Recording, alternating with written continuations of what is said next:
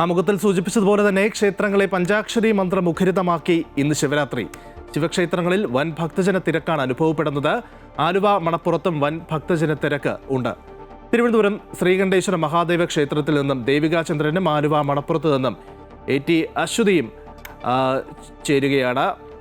ആദ്യം ദേവികയിലേക്ക് പോവുകയാണ്. ദേവിക, വലിയ ഭക്തജന തിരക്ക് രാവിലെ മുതൽക്ക് തന്നെ അനുഭവപ്പെട്ടു. മാത്രമല്ല, കഴിഞ്ഞ ദിവസങ്ങൾ തന്നെ ഇതിൻ്റെ ഒരുക്കങ്ങളൊക്കെ തന്നെ പൂർണ്ണമായും പൂർത്തീകരിച്ചു എന്ന് അധികൃതർ അറിയിക്കുകയും ചെയ്തു. നിലവിൽ എങ്ങനെയാണ് അവിടെയുള്ള സാഹചര്യം? ഭക്തർ ഇപ്പോഴും എത്തിക്കൊണ്ടിരിക്കുന്നു എന്ന് ദൃശ്യങ്ങളിൽ മനസ്സിലാക്കുന്നു. ലിജിൻ, തീർച്ചയായും ഈ ക്ഷേത്രം അക്ഷരാർത്ഥത്തിൽ ശിവഭക്തരുടെ ഒരു സംഗമ വേദിയായി മാറിയിരിക്കുകയാണ്. ശിവരാത്രി എന്ന് പറയുന്നത് സ്വയം മഹാദേവന് അർപ്പിക്കാനുള്ളൊരു ദിവസം കൂടിയായിട്ടാണ് ഭക്തർ കണക്കാക്കുന്നത്. ഒരുപാട് ഭക്തർ ഇത്തരത്തിൽ ഈ ക്ഷേത്രത്തിൽ രാവിലെ മുതൽ തന്നെ ധാരകൾക്കും പൂജകൾക്കും മറ്റുമായി എത്തിച്ചേരുന്നുണ്ട്. നമ്മളോടൊപ്പം ഇപ്പോൾ 33 വർഷമായി ഈ ക്ഷേത്രത്തിൽ മന്ത്രലേഖന യജ്ഞം നടത്തുന്ന ജയപ്രകാശ് കൂടിയുണ്ട്.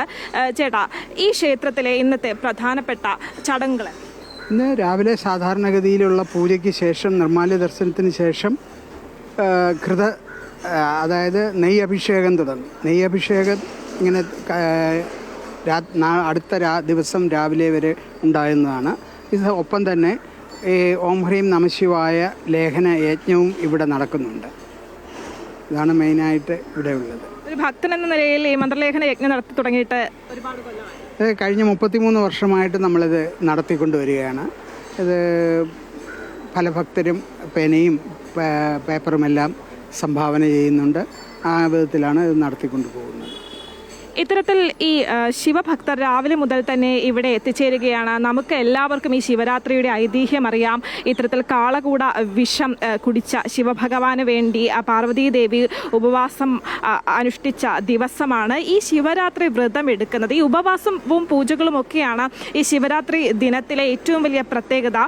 ഈ ശിവരാത്രി ദിവസം ഉറക്കമിളച്ച് ഉപവസിച്ച് മഹാദേവനെ പൂജിക്കുന്നത് 1000 പ്രദോഷ വ്രതങ്ങൾക്ക് തുല്യമാണ് എന്നത് തന്നെയാണ് ഈ ശിവരാത്രി മഹത്തരമാക്കുന്നത്.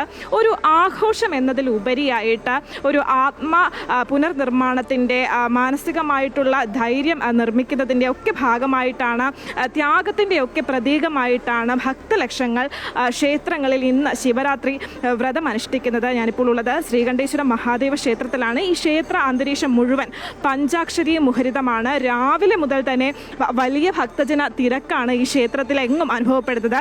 ശിവരാത്രിയിൽ ഏറ്റവും പ്രധാനപ്പെട്ടത് 5 യാമ പൂജകളാണുള്ളത്. ഈ യാമ പൂജകളിൽ പങ്കെടുത്ത് ശിവദേവനെ പ്രാർത്ഥിച്ച് ഈ പൂജ ഇരിക്കുന്നത് ജീവിതത്തിലെ എല്ലാ തരത്തിലുള്ള ദുരിതങ്ങളിൽ നിന്നും വിഷമങ്ങളിൽ നിന്നും നമ്മെ കരകയറ്റുമെന്ന പ്രതീക്ഷ തന്നെയാണ് ഈ ഭക്തലക്ഷങ്ങളെ ഈ മഹാശിവരാത്രി ദിനത്തിൽ ക്ഷേത്രങ്ങളിലേക്ക് എത്തിക്കുന്നത്. ഈ ഉപവാസം അനുഷ്ഠിക്കുന്നത് വീട്ടിലിരുന്നും അനുഷ്ഠിക്കാം, പക്ഷേ ക്ഷേത്രത്തിലെത്തി, ക്ഷേത്ര സന്നിധിയിലെത്തി ദേവനെ പൂജിക്കുന്നതാണ് വലിയ തരത്തിലുള്ള ഈ ദോഷങ്ങൾ അകലാനും ദുരിതങ്ങൾ അകലാനും സഹായകരം ആകുമെന്ന് തന്നെയാണ് വിശ്വാസം.